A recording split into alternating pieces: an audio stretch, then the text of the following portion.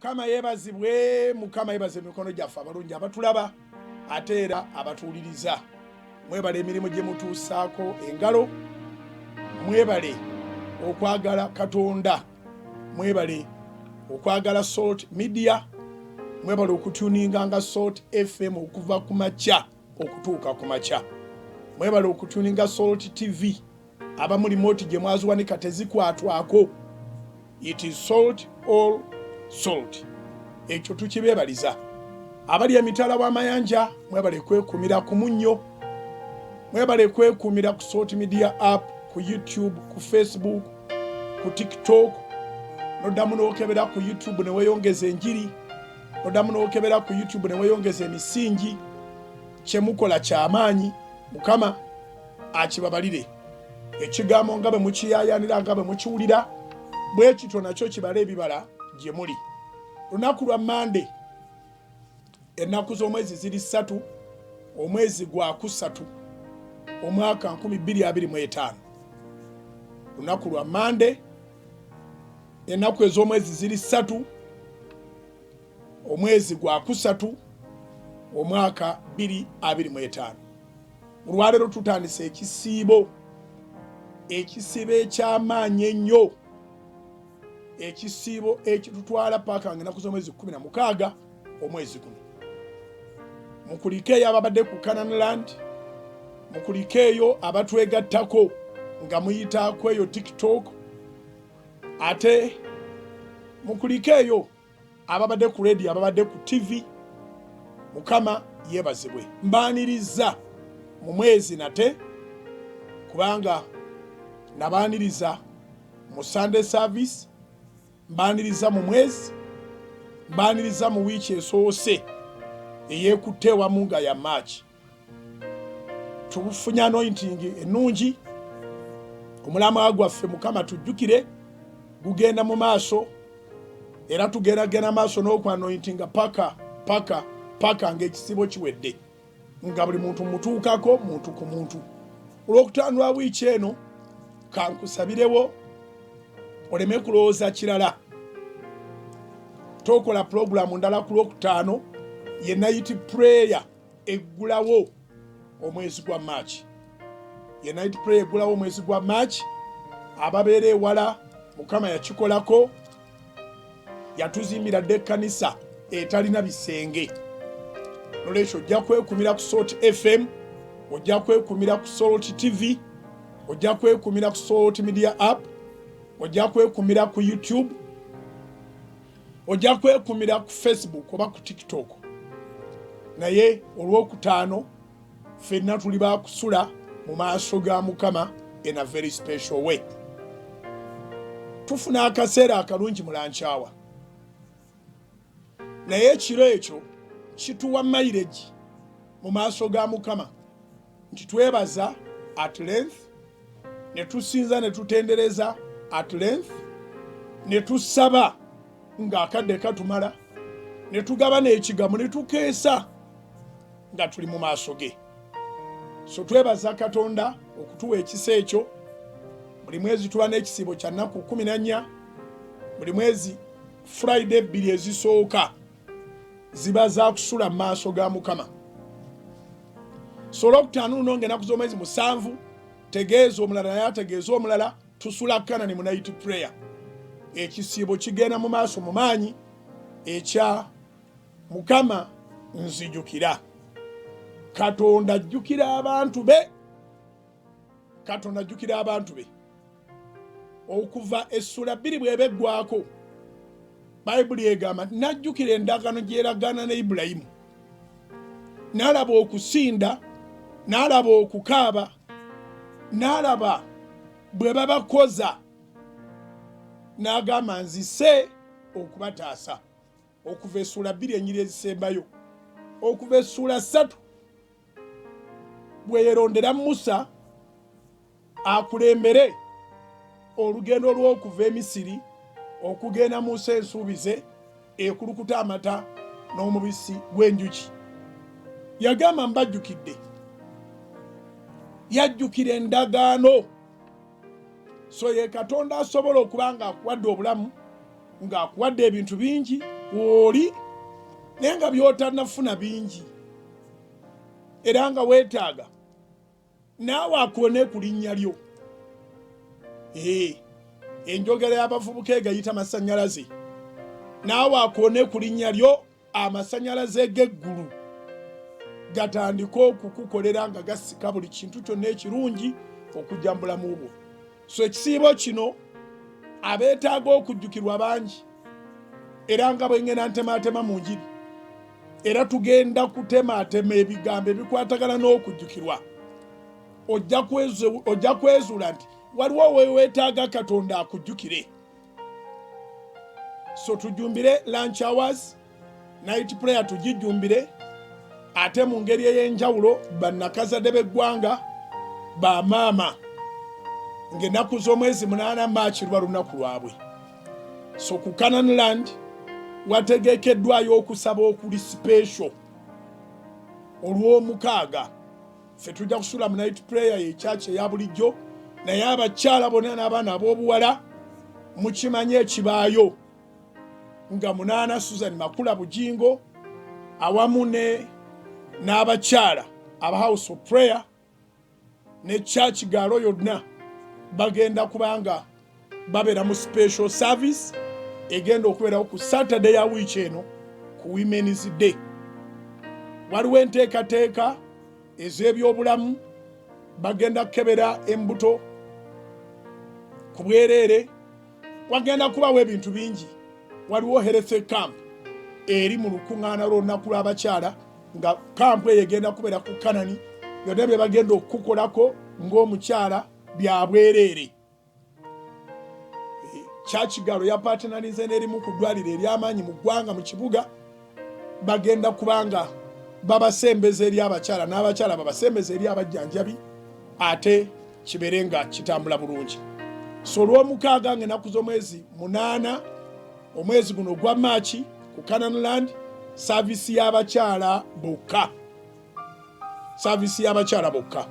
Ku Sande ng'ennaku z'omwezi 9 ye Sande egenda okuba nga esoose mu kusaba kuno n'okusiiba.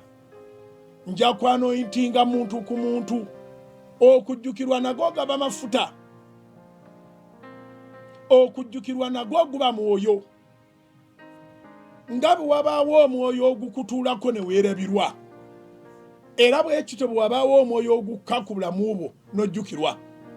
Tuli mu program Emisingi etandise mu maanyi. Wandiika, okwerabirwa guba mwoyo, ne bakwerabirira ddala, ne baba nga tebakuliiko.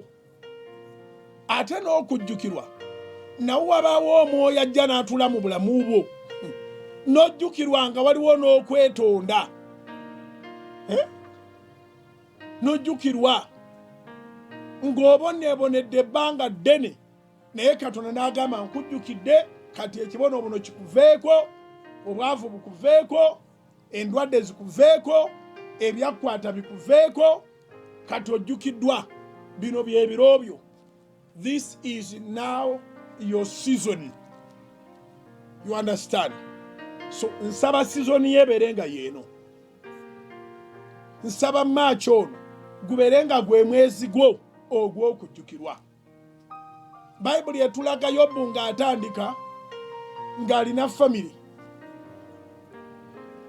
Yobu essula 1, Yobu essula 2, abaana ba Yobu bonna ne bafa ne baggwaawo. Mikwano gye ne batandika omugeya, alimba, bulijjo yeeyita mulokole, bulijjo yeeyita mutuukirivu, omusajja ajjudde ebibi. Omutuukirivu ayinza atya okutuukibwako embeera efaanagana bw'etyo? Naye nga Yobu talina fault mu bulamu bwe, era Yobu yagaana okusagaasagana olw'embeera. Yobu mukyala we mu Yobu essula 2 olunyiriri olw'omwenda amugamba nti era okyalemedde ku Katonda oyo, weegaane Katonda ofe. Naye Bayibuli egamba Yobu teyeegaana Katonda, Yobu teyayonoona wadde n'akamwa ke. Yobu n'agamba mukyala we, Yobu essula 2:10 nti owa bulijjo oli omu ku bakazi abasirusiru. Bulijjo oli omu ku bakazi abasirusiru. Tunaafuna birungi byokka, titufune bibi.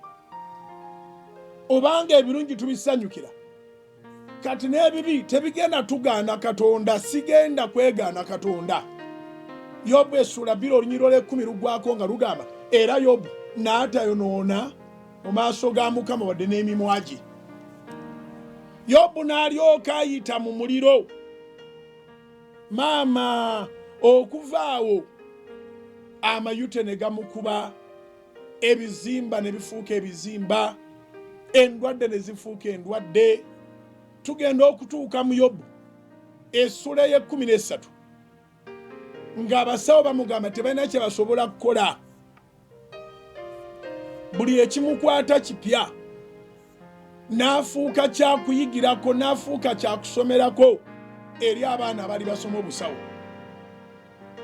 Yobu essula 13 okuva ku lunyiri olusooka paka ku lunyiriri olw'12.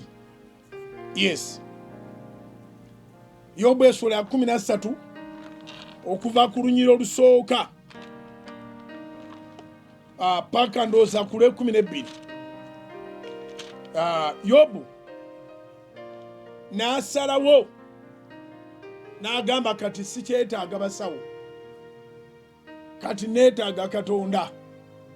Njagala njogeremu ne Katonda ensonga zange. Tugendeyo. Yobu essula 13 okuva ku lunyiri olusooka. Laba, eriiso lyange lyalaba ebyo byonna, okutu kwange kwabiwulira ne kubitegeera. Lipooti bwe bagikuwa basawo giwulira, ate ogitegeera nnyo kubanga ekitundu kye baba bagamba nti kyalwala kiba kiri mu mubiri gwo. Bo boogera naye tebalina experience ya bulumi obwo. Olunyiri olwokubiri, bye mumanyi era nange mbimanyi, mwe temunsinga. Olunyiri olwokusatu, mazima naayogera, mazima naayogera n'omuyinza w'ebintu byonna, era njagala okuteesa ne Katonda. Mumakinga olunyiri olwo, mazima naayogera n'omuyinza w'ebintu byonna, era njagala okuteesa ne Katonda. Naye ngambye nti lumakinge kubanga naayogera ono ali continuous. Abantu abamu balowooza nti bw'osiibayo ekisiibo kimu biwedde, bw'osabayo essaala emu bwe weesigako Katonda oba olumu okoze ekitendo eky'amaanyi ennyo, era Katonda byonna agenda kubikolera. Mukwano, nga bw'oyagala emmere eya buli lunaku, bw'otyo bw'olina okwogera naye Katonda buli lunaku. Nga bw'oyagala okussa omukka ogw'obulamu okwa buli lunaku, bw'otyo bw'olina okwogera naye Katonda buli lunaku. Noonyayo ekintu ekikolera ekyatondebwa nga kyaddeyire, amaaso go tegateekwa kuzibamu wadde sekendi. Kyova olaba ensi erina amalwaliro g'amaaso. You need to see, you need your vision. Kati nga bw'oyagala obeere ng'olaba bulijjo, era bw'otyo bw'olina okwagala okuba ng'oyogera ne Katonda bulijjo. Abantu baimprovisinze bakoze obuntu obuyambako amatu okuwulira. Osanga omuntu abutaddemu kati nga bwe bumuyamba. Naye oteekwa okuba ng'owulira ebyogerwa bulijjo. Bw'otyo bw'olina okuba ng'oyogera ne Katonda bulijjo, ate mu nteeseganya. Batutegeregana. So, ebintu nga bwe tubyagala bulijjo, bwe tutyo bwe tulina okuba nga twogera ne Katonda. Katonda tetuteekwa muteekako bukwakkulizo. Mbu bw'aba teyakola wiiki ewedde, gwe wabivuddemu lodda mu biki? Weekyanga naye yakuwa omukka gw'ossa. wekyanga naye gw'olina okubanga gw'oyogera naye. In other words, muno mu nsi temuliimu ddagala lyankomeredde ku bizibu by'abantu ng'abantu be balirina. Abalwadde gye bali bangi nga zo sente zaggwa, sente baazimala, ne batambula mu buli ddwaliro naye nga tewaliyo kigenda kuwonya. Kati Yobu addamu abasawo n'agamba bye mumanyi, Yobu essula 13 n'olunyiriri olwokubiri, bye mumanyi era nange mbimanyi.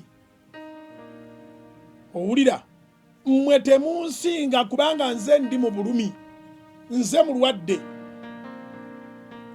Yobu n'abagamba nti mazima kati nsazeewo, naayogera baateekawo ddaabo nti tewali limiti, ojja kwogera ne Katonda paka lw'alikujjukira, paka lw'alikuwulira, paka lw'alikufiirayo.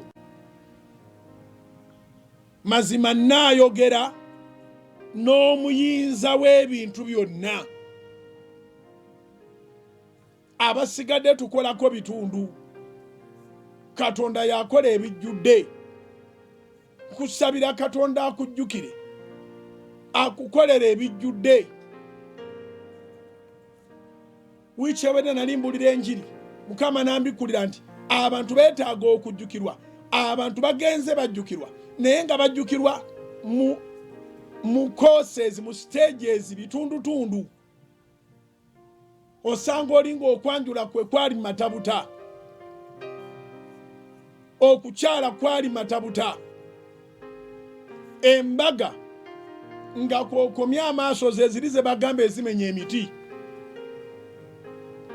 ennyumba bagirina, amaka bagalina agatemagana, bali ku lusozi, buli wantu balabawo, akawewo k'ennyanja kabatuukako butereevu, amamotoka bagalina, naye ng'abonaabona n'ensigo, kidini. Balina okugenda ku appointment z'abasawo mu nsi muno, ne babagamba n'eyokubiri naye genda enafuwa, naye nga buli kimu bakirina. Omuyinza w'ebintu byonna bw'atabiyingiramu, tosobola kufuna mirembe, tosobola kutereera. Yobu amuyita muyinza w'ebintu byonna kubanga lipooti ze baali basimbye Yobu zaali nnyingi, zonna nga mbi ku nsigo, mbi ku kibumba, mbi ku nseke, mbi ku magumba, lipooti mbi ku nnyama y'omubiri gwe. Lipooti za Yobu zaali mbi ku musaayi, lipooti za Yobu zaali mbi ku lususu. Twetakula ne weetakula, naye Yobu yali tekyetakula. Bayibuli egamba nti ng'ayasa nsuwa n'afuna olujjo. Kati jjukira ensuwa ya bbumba n'omusenyu bwe bityo, n'olwekyo ekibajjo kiba kikwagula bukwaguzi, tikuba tikukyali kutakula. Kale kyova olaba Katonda alina engeri gye yakolamu abantu. Ebintu bino tulina obyegendereza ennyo, tutegeere nti Katonda ali omu yatonda ensi yonna, era ffe n'amaaso tugakyukize gy'ali, tumusinze, tumugulumize. Kubanga neebuuza, Abaganda ate bo bakijjawa nti obwavu obumuluma yeeyaguza lujjo. Embeera ye mbi, yeeyaguza lujjo. Olujjo kye kipapajjo ky'ensuwa eyatise. Olujjo kye kipapajjo ky'ensuwa eyatise nti yeetakuza lujjo, yeeyaguza lujjo. Kati Yobu weewuunye nga si weeno mu Buganda, nga si weeno mu Uganda, yali yeeyaguza lujjo, yali yeetakuza lujjo. Kati nga bwe yeetakula, peyini eba y'amaanyi, naye waakiri okwetakula, peyini yaabwe erina engeri gye livingamu obulumi bw'alina, naye ng'omusaayi gukulukuta bukulukusi. Ssaabasawo ne bamugamba, mukulu, ebibyo bibi. N'abagamba, you know, I am not inferior to you. Actually, what you know, I also know, because it is hurting me. It's me who is suffering. It's me who is feeling the pain. You know? Kyeyava abaddamu n'abaga nti bye mumanyi Yobu essula ya 13 nange mbimanyi mwe mubijja mu byuma mubijja mu laboratory mukebera wano ne wali muli mu sikaani zino naziri naye bye muteeka mu byuma bibabuulire bibiri ate nze biri mu mubiri gwange. Onfuna bulungi? N'agamba temulina kye munsinga mu kumanya ebinnuma. Naye n'aga nti wano we bituuse mazima naayogera n'omuyinza w'ebintu byonna. Njagala okuteesa ne Katonda wangi era njagala kuteesa ne Katonda. Kikulu nnyo okuteesaamu ne Katonda. Bw'oba oteesa ne Katonda omulaga ne future plans z'obadde olina. Pulaani ze yateeka ye kennyini mu mutwe gwe. Pulaani ye zennyini ze yagamba ojja kuzituukiriza mu biro byo. Nga bwe tuze tusomako Abakuuku essula 2 olunyiriro lwokusatu. Okwolesebwako okukyali kwa ntuuko zaakwo. Naye okimanyi nti osobola okutomerwa ekintu nga kirina okujjawo nga tolabye ku kwolesebwa. Abooluganda, okimanyi nti oyinza okutomerwa ekintu nga kirina okukujjawo before you see your vision come true, before you see your dream come true. So awo bwe kiba bwe kityo oddukira wa? Ani akutaasa? Oyogera naani? Oloopera ani? Ensonga zo ziteeka wa? Ng'abasawo ab'ebuyindi bakugambye ebirala, ab'ettake bakugambye ebirala, Abachina nabo bagambye ebyabwe, bano ab'e Nairobi bakugambye ebyabwe. Wava mu Uganda ng'ogamba Uganda togyesize. Abagagga badduka okutaasa obulamu bafuna results za wano ne baga nti ezo nedda kang'endeko e South Africa. Naye wonna amawulire gasobola okugaana oddawa? Yobu agamba mazima naayogera n'omuyinza w'ebintu byonna. So kye tukola mu kusaba kuno n'okusiiba n'okwegayirira si kulaga ngoye, si lwakubanga obudde tulina bungi nnyo n'olwekyo twetaaga wabeerewo obwonoonekako. When we gather for prayers and fasting, it's not because we are wasting time.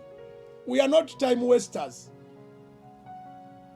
But because of what we are going through, we would rather find time with God and discuss these issues and talk to God and pray and ask for mercy. Batutegeregana. Mazima naayogera n'omuyinza w'ebintu byonna. God is our last hope. God is our refuge. God is our helper. Is our present help in the time of trouble. Psalms 46 verse 1. Write it down. Zaburi 46 olusoka. Mukama kiddukiro kyaffe. Mukama kigo kyaffe. Omubeezi ddala atabula mu kaseera ak'okulaba ennaku. Mubeezi atageraageranyizika. So nkutegeeza nti gwe alina amawulire agatali malungi. Waliwo alina amaanyi ku mawulire ago. Wangi? Gwe alina amawulire amabi ku lususu, olina amawulire amabi ku musaayi, olina amawulire amabi ku nabaanayo, olina amawulire amabi oli lubuto naye bakuwereddeko amawulire amabi, olina amawulire amabi ku mulimo. Teweetuga. Ensi ennaku zino erina stress, naye abali mu Katonda tuli mu ddembe. Wangi? Ensi ennaku zino erina stress, abantu bali depressed. Abantu sitaani abaguddeko ekiyifuyifu. as if tebamanyi katonda yabatonda. Osobola okuba ng'olina katonda mu ddiini yo naye nga togenda buziba. Era twebaza Mukama olwo puroguramu ng'eno Emisingi nti evaayo n'ekulaga nti si gwe asoose, ate n'emyaka abantu gye bayitidde mu bizibu mingi nnyo tegijjukulikika. We cannot remember how many years that people have suffered. How many years between now and then when they started suffering and God intervened. Tewali asobola kumanya. Tewali asobola kumanya. Ebizibu byatandikirawo kasita Adamu ne Eva bameesinga. Ebizibu ne bitandikirawo. Omulabe n'ayingirirawo. Talina be yali awadde mirembe. Naye nabadde nsoma nga mpita mu Bayibuli. Nendaba ate mu Lubereberye Essula 20 Katonda bwe yajjukira Ibulayimu. Ibulayimu asimbudde agenze ku kyeyo mu Lubereberye Essula ya 12. Bw'asimbula mu Lubereberye Essula ya 12 Mukama amugamba genda mu nsi gye ndikulaga. Laba bwagwa mu bwakabaka obw'Abamereki. Alina omukyala mubalagavu. Saara yali mukazi mulungi nnyo nnyo. Yali mukazi mulungi. Abakazi babeera balungi emirundi egi. Babeera balungi empisa, babeera balungi face. Kiwandiike. Era nandiweeredde amagezi omuntu yenna nga agenda kuwasa byombi obikonsideringe.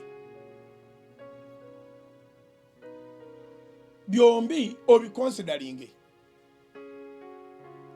Oteeka okakasa ng'omusajja gw'ofunye musajja naye ate era nga musajja mulungi. Ate teri mubi. Buli omu Katonda yamutondera amatira obulungi bwe. Nkiddemu. Teri mukazi mubi, teri musajja mubi, wabula si testi yo.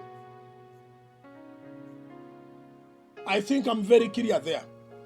Teri musajja mubi, teri mukazi mubi, wabula testi yo. Gwe bakutondera bwakulabako taddamu kulowooza nti waliwo omulungi omulala.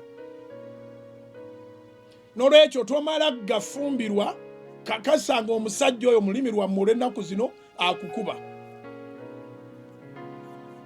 Nga waliwo ky'owulira mundayo just ng'omulabyeko.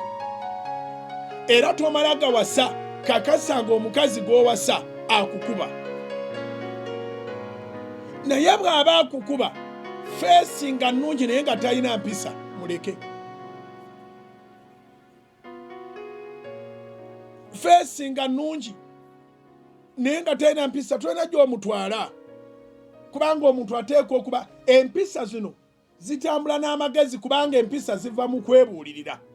Ekyo sijja kukikola, ekyo sijja kukikola, ekyo nakyo sijja kukikola.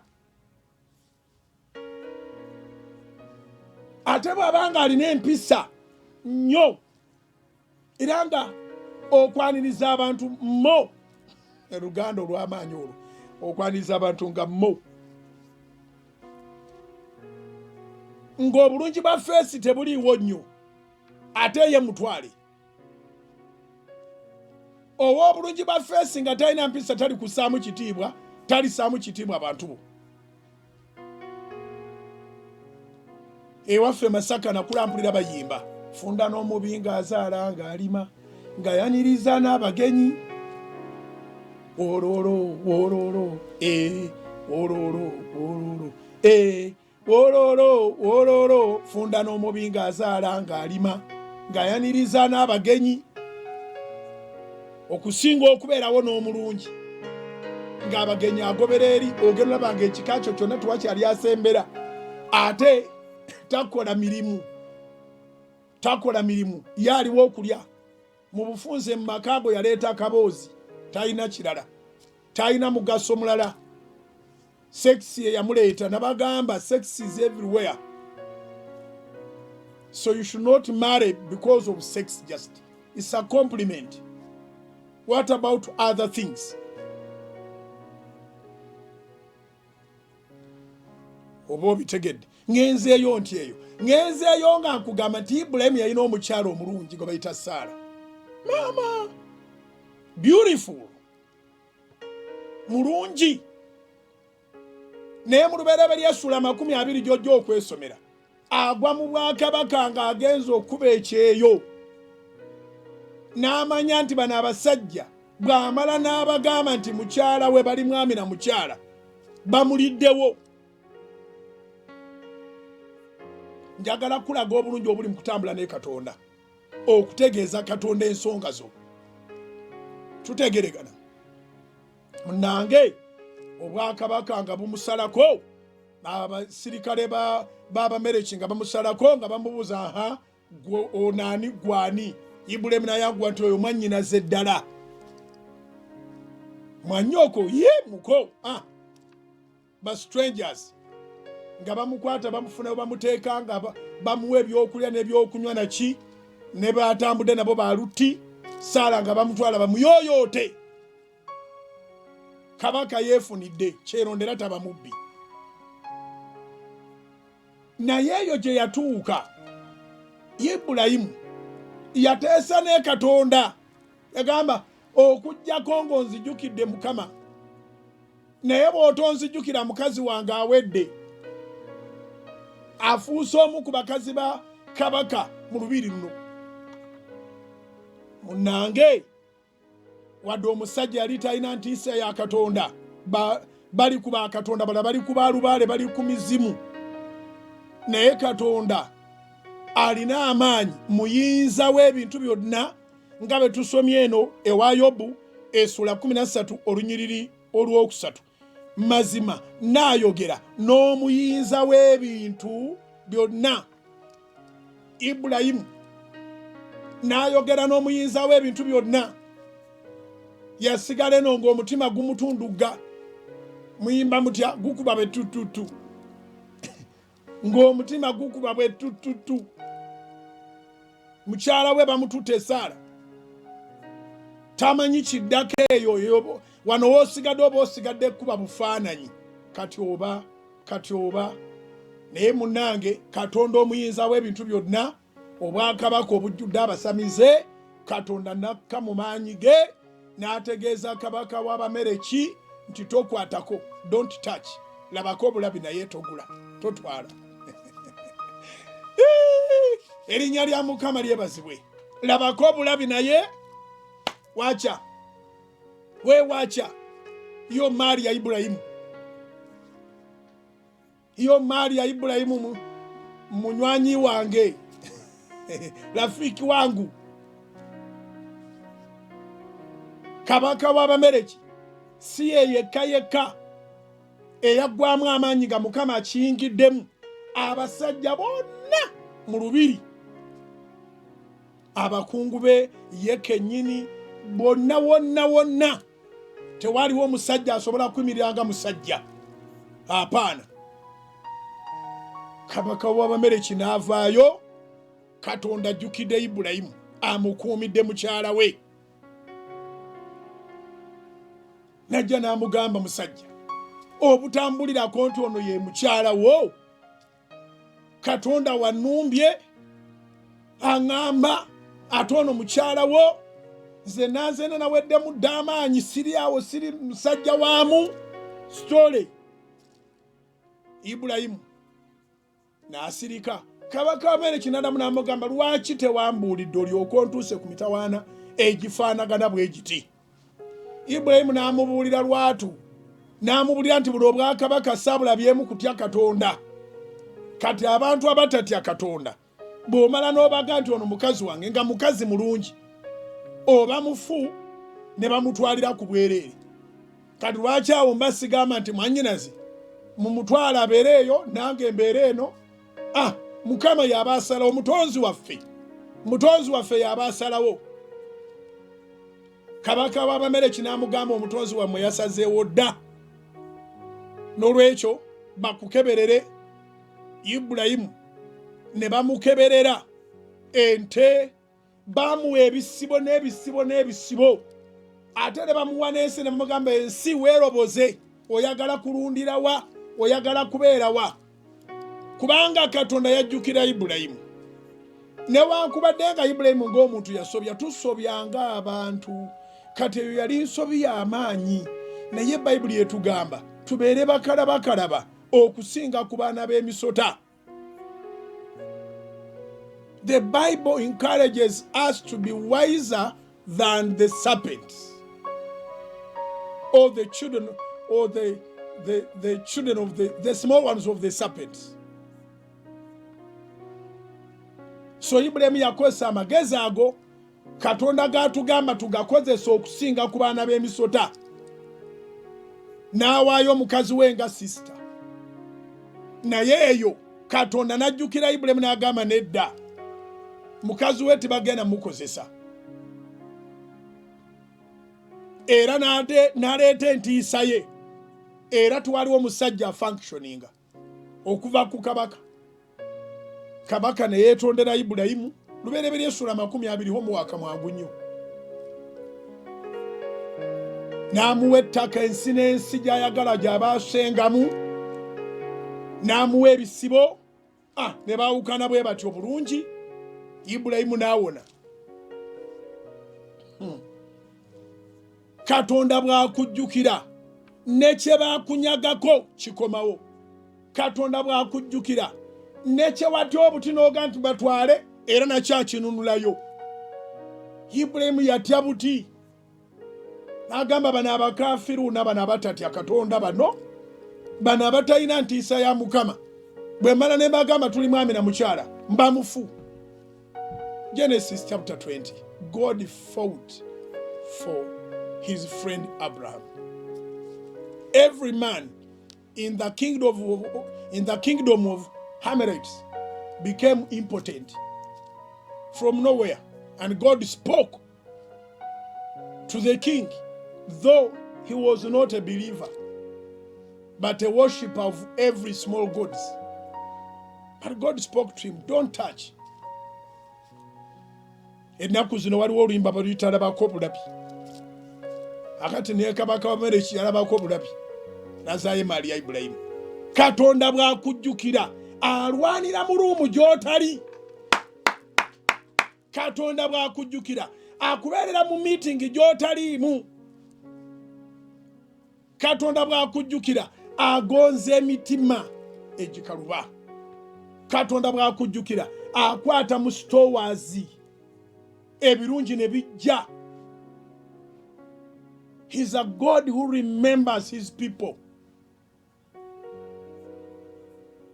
Just like as I said in the book of Exodus chapter 2, the end of Exodus chapter 2, he remembered them. He remembered the covenant that he had with Abraham, Isaac, and Jacob. And he decided to descend and rescue the children of Israel. So, ono muyinza w'ebintu byonna ffenna gwe twetaaga akujjukire n'ekyewata obuti n'ogamba ntidde akikuddize. Akujjukire n'omukisa ogwakuvaako awo ne gukuyitako ng'ogusaaga nagwo agukuddize. Lost opportunities can be recovered if God remembers you. Lost opportunities and the chances can be recovered when God remembers you. That's why we are praying and fasting. Tetugenda kuzikiza muliro. Bible egamba, do not quench the fire of the spirit. Temuzikizanga muliro. 1 Thessalonians chapter 5. 1 Thessalonians chapter 5. Abasesalonike ekisooka essuula 5 olunyiri lwa 19. Temuzikizanga mwoyo. Bibiri byokka ebigambo bye biriwo. Temuzikizanga mwoyo. So, Ibulayimu Mukama yamujjukira n'amutaasa n'amuddiza mukyala we nga takwatiddwako. asobola okujjukira n'anunula ettaka lyo nawe ne weewuunya, asobola okujjukira abalabe bo ne beekuba, ono n'akuba ono n'oli n'akuba mwe mwaleeta n'obuyaayi wano n'obubbi, ekintu kyagundi tukimuddize ne beetwala bokka mu mawulire ne bava ku bibyo. Akujjukire Mukama mu linnya erya Yesu, akujjukire Katonda gw'empeereza, akujjukire ebyapa byo bikomewo, akujjukire ennyumba zo zikomewo, akujjukire emirimu gyo gikomewo, akujjukire promotion gye baludde nga babuzaabuza ekomewo, akujjukire bakuwe ne alias, akujjukire Mukama, akujjukire akujje ku katebe, akujjukire Katonda omulamu, akujjukire akujje ku ndiri, akujjukire akuwonya obulwadde, ye Katonda omuyinza w'ebintu byonna. Singa ekyo kiyingira mu mutwe gwo mu misingi gy'olunaku olwaleero, nze Mande ya Maachi esoose mba ngikoze olw'ekisa kya Katonda. Yobu n'agamba nti mazima naayogera n'omuyinza w'ebintu byonna. Ibulayimu bwe bamubaako omukyala we, naye ng'amazima gali nti ye yamubagabira, yagamba sister mutwale. N'akyuka n'ayogera ne Katonda, kubanga ebyokulwanyisa bye baalina n'obwakabaka bwabwe n'amaanyi gaabwo nga talina bw'atandikira, n'ayogera n'omuyinza w'ebintu byonna, n'akkakkanya ebyokulwanyisa byonna ku ttaka. Yes, Katonda asobola okudisaminga buli mulabe gw'olina. Katonda asobola okudisaminga buli mulabe gw'olina na buli kyakulwanyisa kye watya okuva edda n'olabirawo nga tekikyalina maanyi gy'oli. Abantu bagenda kwewuunya ng'ojjukiddwa, bagenda kwewuunya. Omusumba Wilson Bugembe yayimba oluyimba nti bw'ali kujjukira, bw'ali kujjukira, oluyimba oluyimba bw'ali kujjukira, ogenda kuva mu maziga oyingire mu nnyimba bw'ali kujjukira. Bayibuli egamba mu kitabo kya Yobu essula ya 13 tuddemu tuve ku lusooka, n'agamba nti laba eriiso lyange lyalaba ebyo byonna, okutu kwange kwabiwulira ne kubitegeera. Toyina kyotalabye, toyina kyotawulidde, ebizibu byo biringa by'oyinako ne risiiti, obimanyi nnyo okusinga abakulaba. Naye Katonda abisinga amaanyi, era kyekimufuula Katonda. Tasobola kubanga ye Katonda ng'alina ekimulema. Kiŋŋambira akuliraanye, Katonda aba asiizinze okubeera Katonda bw'aba n'ekimulema. Owulidde? Yobu agamba mu Yobu essula 13 onyiri olwokubiri nti bye mumanyi era nange mbimanyi, mmwe temunsinga. Mazima naayogera n'omuyinza w'ebintu byonna, era njagala okuteesa ne Katonda. Kyenva nkuyita ojje ku Kanani, ofuna akadde nga tikali kaagamba nti jangu eno ate kumamu omuliro oba seesaamu ate kola bwoti, sooka ojje mala okunguza wano. Tewabaawo akutaataaganya. It's a gazetted place for prayers. It's a healing place. It's where God's hand works from. Akolerawo nnyo ku Kanani awo. Bw'oba tosobola kujja mulankyawa, jangu mu kiro night prayer tugitegese. Naye ofuna akadde akateesa n'omuyinza w'ebintu byonna, ng'awo abasawo tebaliiwo, awo abalogo tebaliiwo, abalamuzi abakumye justice nga tebaliiwo, balooya b'otakyategeera nabo nga tebaliiwo, oyogere ne Katonda abiyingiremu, akujjukire. Mazima naayogera n'omuyinza w'ebintu byonna, era njagala I desire, era njagala okuteesa ne Katonda. Naye mmwe, olunyiri olwokuna lukambwe ennyo eri abasawo, naye mmwe mugunja ebyobulimba, mwenna muli basawo abataliiko kye bagasa. Wangi? Naye mmwe mugunja ebyobulimba, mwenna muli basawo abataliiko kye bagasa. Wiiki eri omukyalo omu yajja n'atuwa obujulizi, afunye olubuto after 8 years atamala ofuna olubuto n'omwami alinnya ennyonyi azeeyo Dubai asigadde wano nga bakonfaminze nti ekivume eky'emyaka n'emyaka kibavuddeko agenda okgenda mu antinenti agenda okgendako mu ddwaliro ne bamuga nti olubuto omweruli naye olina n'ebizimba ebi bisatu ate ebizimba obudde bwonna bikulyawo olina okwanguwa ennyo yanguwa olongoosebwe ate olubuto terusigalamu n'abalamu yekka ebimu saagala kugamba nti ddiini namba tugikwate bwotyo nti tofuna eddagala oba tobakulongoosa oba tokola bwoti naye mu mwoyo gw'owulira ki omuwala sinze namusomesa bwentyo naye yakiwulira mu mwoyo n'akubira munne essimu n'amugamba omanyi kaakati nze gw'olaba olubuto mweruli ne baŋŋambye mulimu ebizimba binene bisatu era baŋŋambye wiiki emu bweti nnaku nnya wiiki emu bwe baba tebanongoosezza ŋŋenda kufa kubanga binene bikambwe. Omuwala bamuyita Hajara yava mu Busiraamu n'alokoka yategeera Yesu yaggweerayo. Oli n'amubuuza tukoze tunamugamba tugende ku ddwaliro tugende. Let us go to our usual hospital. Canaan land. Ne bayingira Canaan. Ogamba yaddayo mu basawo. Yobu naye agamba naye mwe mugunja. You forge. You are forgers of lies. And in this case, you are useless physicians. N'abagoba mu kintu, n'abagoba mu kkubo lye. Sijja baluisaayo omukyalo oli Hajara akamba obujulizi bwe bugweya abatabulaba.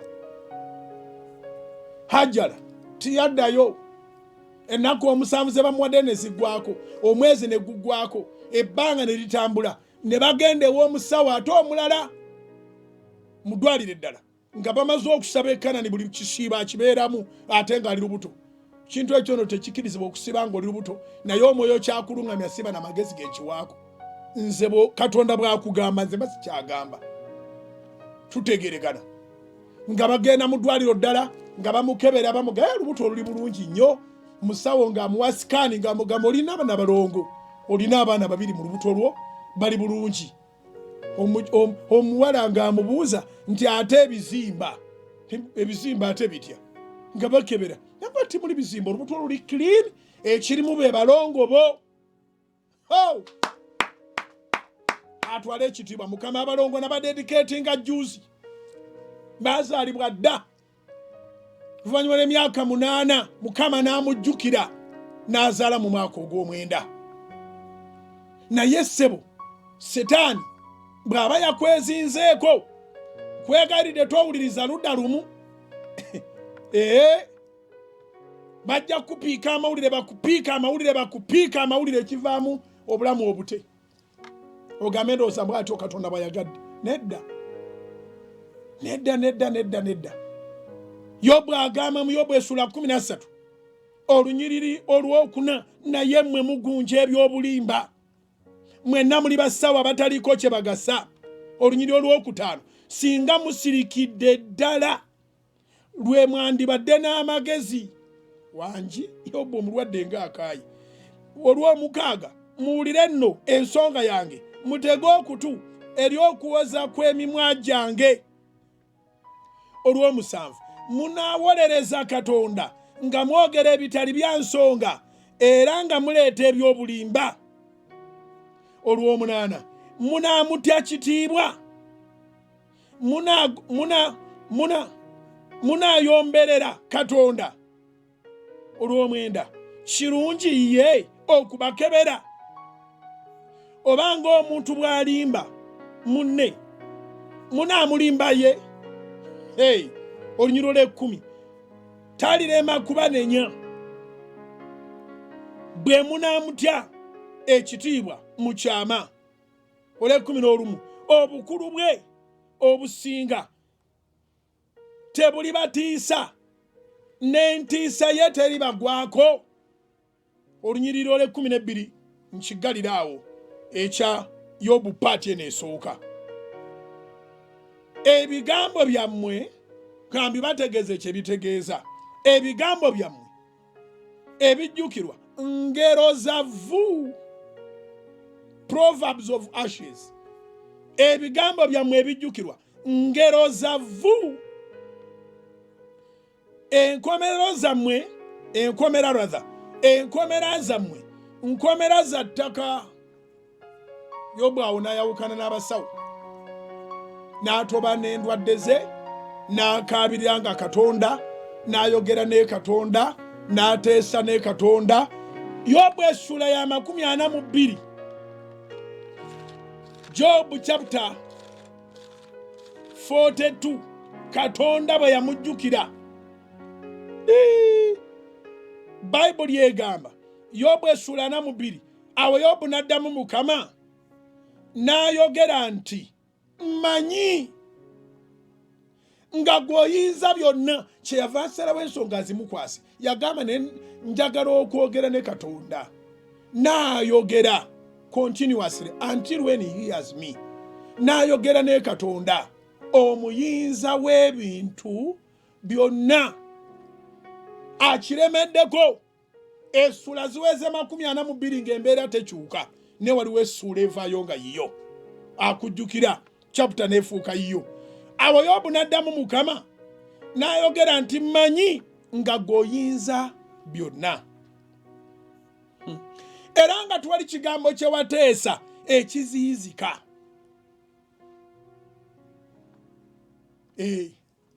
Era nziramu okwotinga Musumba Wilson Bugembe agamba nti bw'ali kujjukira oluyimba oluyimba, naye alina n'oluyimba olulala olugamba nti bw'aba yagamba oli bahiro ne bw'oba oli ku ziro.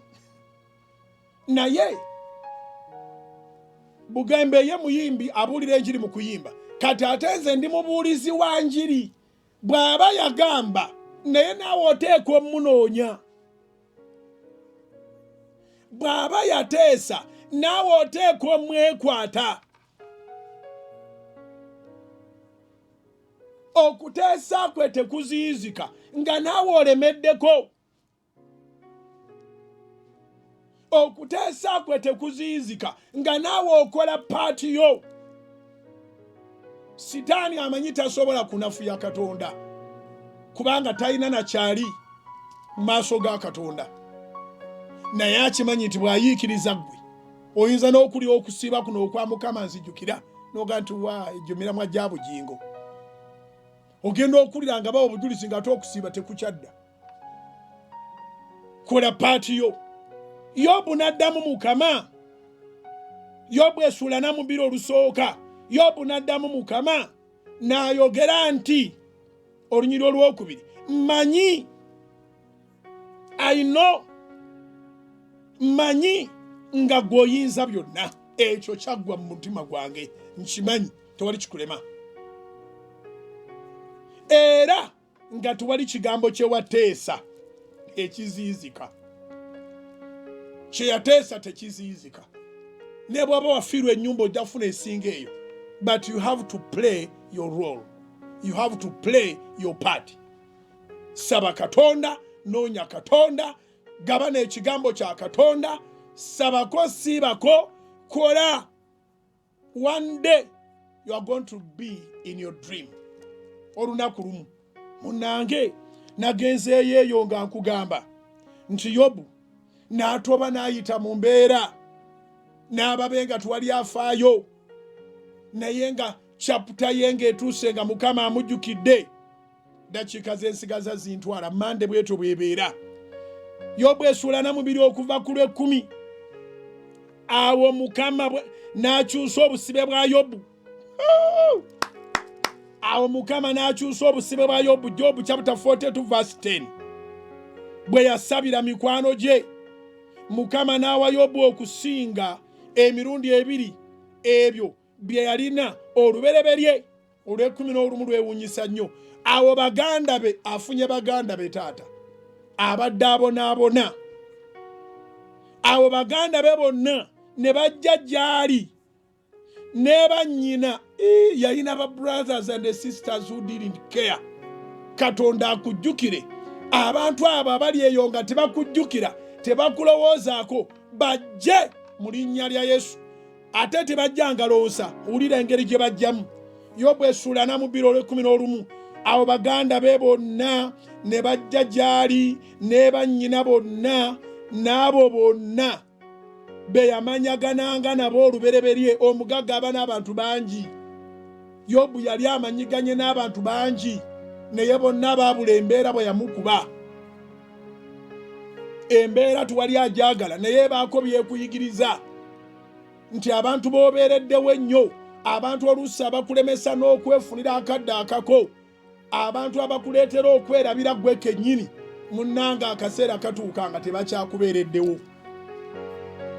Ate akaseera bwe katuuka Mukama n'alagira abadda ne badda ne bakola the needful, ne bakola kye bateekeddwa okukola. Yobu 4:11. Abo baganda be bonna ne bajja gy'ali ne bannyina bonna n'abo bonna be yamanyagananga nabo olubereberye, ne baliira emmere wamu naye mu nnyumba ye, ne bamukaabira. Bakaaba ennaku ewedde, naye tebakaaba bukaabi, ne bamukubagiza. Ulira akagambo akanyuma, ne bamukubagiza olw'obubi bwonna Mukama bwe yamuleetako. Sana assumption, kuba tukimanyi nga Sitaani ye yamutulugunya. Olw'obubi bwonna Mukama bwe yamuleetako, era buli muntu wangi, era buli muntu n'amuwa ekitundu ekya ffeeza, na buli muntu empeta eya zaabu. Awo olw'ekumi awo Mukama n'awa omukisa enkomerero ya Yobu okukira entandikwa ye. N'aba n'endiga 10,400 n'eŋŋamira 600 n'emigogo gy'ente 1,000 n'endogoyi enkazi 1,000. Era yalina abaana ab'obulenzi 7 n'ab'obuwala 3. N'omubereberye n'amutuuma erinnya lye Yemima, n'owookubiri erinnya lye Keziya, n'owookusatu erinnya lye Kerenukapuki. Awo mu nsi zonna, oba mu nsi yonna, Job chapter 42:15. Awo mu nsi yonna ne watalabika abakazi abalungi okwenkana bawala ba Yobu. Nagambye obulungi nabwo nsonga, towasanga nga togenda kwejjusa. Awo mu nsi yonna ne watalabika bakazi abalungi okwenkana bawala ba Yobu. Beauty is considered but not competed. Buli omu mulungi eriye eyamutonderwa. Kitaabwe n'abawa obusika mu baganda baabwe. Ebintu bino ebyogamba nti obusika bw'abalenzi obeera tolina.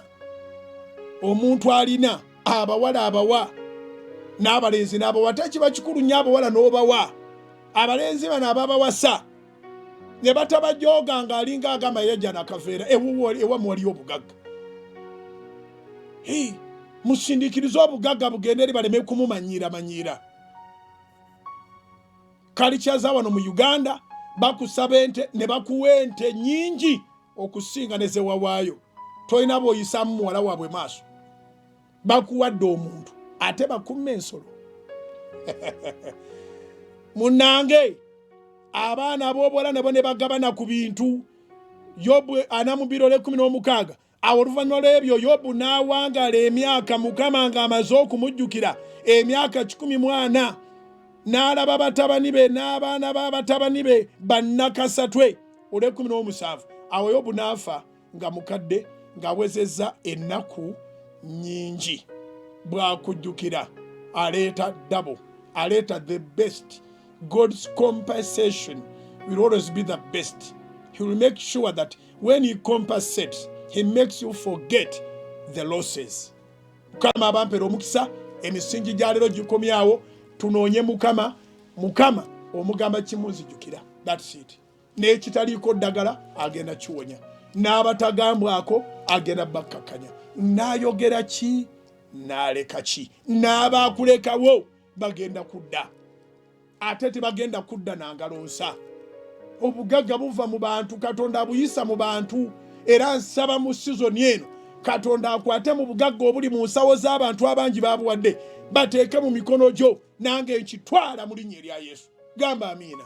Kamalekero omunyo okusatu wano ku Salt Television, mawulire malungi gazigirire n'abalala. Mbalekere ne program lindirira eri ku Salt FM. Alozias bugingo gegange, mbagaliza ekisiibe ekirungi. Shalom, shalom, shalom. Download the Salt Media app from the Google Play Store and the Apple App Store.